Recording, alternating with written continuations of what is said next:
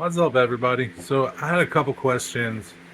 Um, Bob at PK&W asked about the tracks. Let me show you the tracks.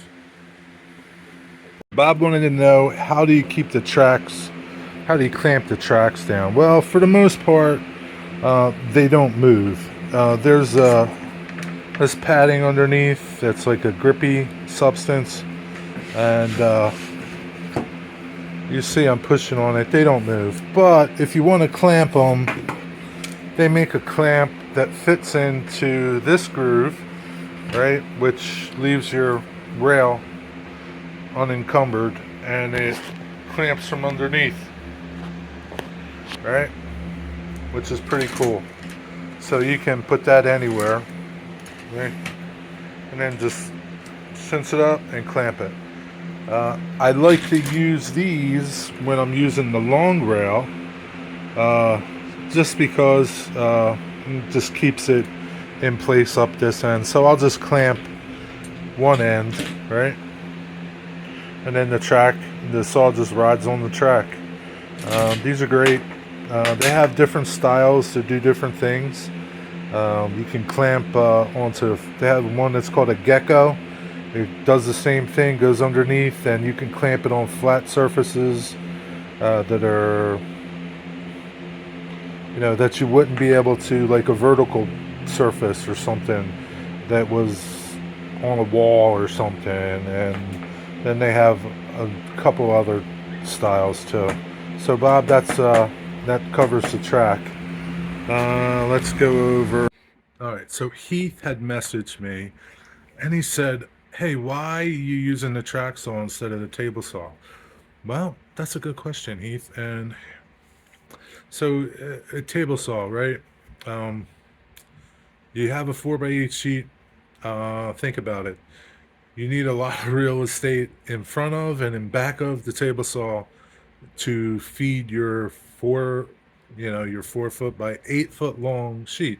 So you need 8 foot on one side, 8 foot on the other. If you don't have it, it's a little cumbersome. Um, if you don't have enough room, width-wise, I don't have enough room in my shop. These sheets are like probably,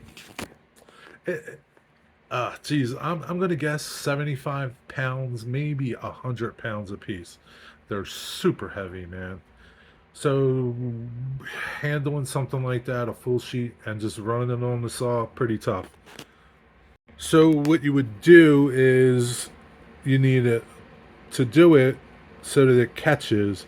You have an outfeed table on the outfeed side of the saw. Like this would be the outfeed. So that's acting as my outfeed table. And I'm only ripping now small, your 3-inch long pieces that are 96 inches, right? So I'm using a table saw to rip them, right? Because consistency, right? But I can only fit so much this way in here, right? Before I have to move that machine and then blah, blah, blah, blah. Table saw is the best way, but you need room and you might need help. The track saw is super easy. But here's the setup in here. Now we're inside, right? This is that table. My little wings fold out for my foam, and then that is a 4 foot by 8 foot sheet. Super simple to mark up, cut. It's comfortable. So what I do is rip it into sections, and I had talked about that in my second video where I'm showing you the software for the optimizer. And so I'm just picking, a spot that I can rip all the way down, and then I take that chunk and cross cut it would be this way, to whatever I need out of it, just one cut. So say if I need legs at 48, I make that cut in that little piece, right? So now I just have this little piece, and then I take that little piece over to the table saw and I start ripping smaller pieces out of it. Like this, right? I'll take this and I'll rip all these little pieces out of a sub piece. Mark everything, right? So here, let me show you what I got going on marking, right? Because there's so many parts. Sorry. Because there's so many parts. So I apologize, guys. I don't edit videos, and this is raw, man. This is how it's happening. So it tells you everything you need to know. Leg, 48 inches long, 3 inches wide, 1 of 16. So I never lose track of. Geez, how many more do I need? Well, 1 of 16. And every one of them says something. 1 of 12, 2 of 16, 3 of 16. And I do that with everything so that I know that I need 16 of that part. So I go back and I look. So I'll bundle it. I mark the ends, right? And then I'll make notes. Like this is a 48-inch long piece. I still need to cut it to 46, right? So I'll wait until I get the rest of them, and then I'll cross cut them to length. And then, in this case, I've done the same. These are 46-inch 3-inch wide legs, bundled. Everything's in there. Again, it tells me I need 6 of 6. It tells me I need 6 of them, and they're all there.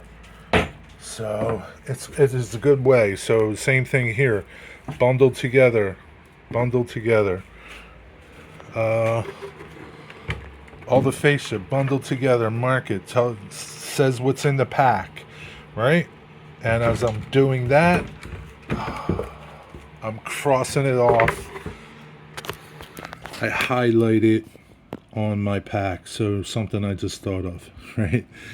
Even though I still need to do pocket holes.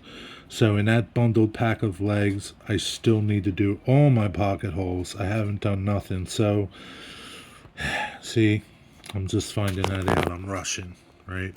So I'll have to unwrap that and do my pocket holes. And I plan to do the pocket holes all at once.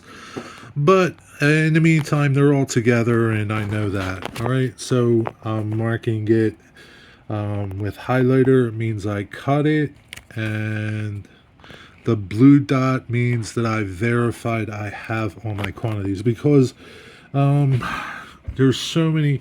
I'm getting legs from 3 different panels, so I haven't finished cutting up all my panels yet. So once I do that, I'll verify by highlighting, and then a blue dot that tells me it's basically done. I just need the pocket holes. All right, that's it. So it's a hot day. So yeah, that's basically it. I mean, I'm going to show you how I'm going to do my pocket holes, how cutting things to length. So, I got 100 plus risers to do. So I come over here to my miter saw, and I have this adjustable stop, so I'll be able to just sit here and cut 2-inch risers all day long, 3-inch risers all day long, 4-inch risers all day long. That will go fast. Pocket holes are going to be the slow part. So that's it. There's there's a process for everything, man. Break everything down. Make notes. I have notes. And just take your time and go about cutting your parts out. It's not that hard, really. What makes it harder is when you're cutting parts from multiple sheets, you know, say I need 16 legs. Well, I'm not cutting them all out of the same sheet. Personally, I would have did that, cut them all out of the same sheet. But you know, because I'm jumping from batch to batch, you know, sheet to sheet, and so you got to kind of keep track of what you have, what you need, and where it's coming from. So, yeah, if anybody else has any questions, uh, just post them in the comments. And hey, like and subscribe to my channel if you're new. I appreciate it. I'm going to post over to the woodworking channel too. So I'd appreciate it if you subscribe over there and help me grow that channel. And on that note, I can't grow my woodworking channel without you. So hit the like button, hit the subscribe button. I appreciate you all. Have a good day. Ooh. I told you I'm bad at this.